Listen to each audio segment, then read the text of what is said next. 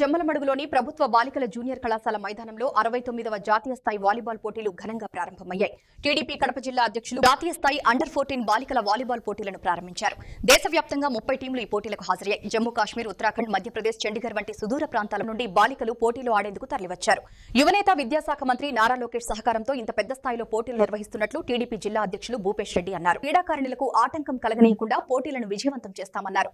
మొదటి రోజు సోమవారం వెస్ట్ బెంగాల్ జట్టుతో హిమాచల్ ప్రదేశ్, తమిళనాడు జట్టుతో జార్ఖండ్ జట్టు తలపడ్డాయి. ఈ రోజు SGF national volleyball girls under 14 క్రీడల్ని ఆంధ్రప్రదేశ్ వైఎస్ఆర్ కడప జిల్లా జమ్మలమడుగులో నిర్వహించడం జరుగుతా ఉంది.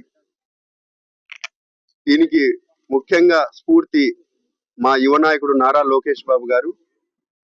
యువతను ఏ విధంగా క్రీడల వైపు లేదా అథ్లెటిక్స్ వైపు ఏ విధంగా నడిపించాలా అనే స్ఫూర్తితో మేము కూడా బాధ్యత తీసుకొని ఈరోజు జిల్లా స్థాయిలో అకామిడేషన్స్ సమకూర్చే పరిస్థితులలో ఈరోజు జమ్మలమడుగుకి ఈ అండర్ 14 గర్ల్స్ వాలీబాల్ ని తీసుకొని రావడం ఖచ్చితంగా నారా లోకేష్ బాబు గారే దీనికి స్ఫూర్తి.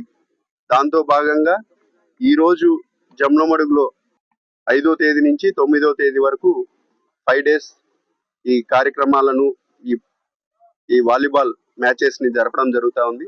దీనికి ఎవరైతే సహకరిస్తున్నారో ముఖ్యంగా భానుమూర్తి సార్ గారికి ఆంధ్రప్రదేశ్ స్టేట్ తరఫున, అట్లనే కడప జిల్లా ఈఈటీస్ కి, అదే విధంగా ఆంధ్రప్రదేశ్ లో ఉన్న కోచెస్ కి, అఫీషియల్స్ కి ఎవరైతే ఈ బాధ్యత తీసుకున్నారో ఖచ్చితంగా ఒక స్పోర్టివ్ స్పిరిట్ తో, కన్విన్సింగ్ గా, కమిట్మెంట్ తో ఈ క్రీడల్ని ఇక్కడ నిర్వహించడం జరుగుతుంది.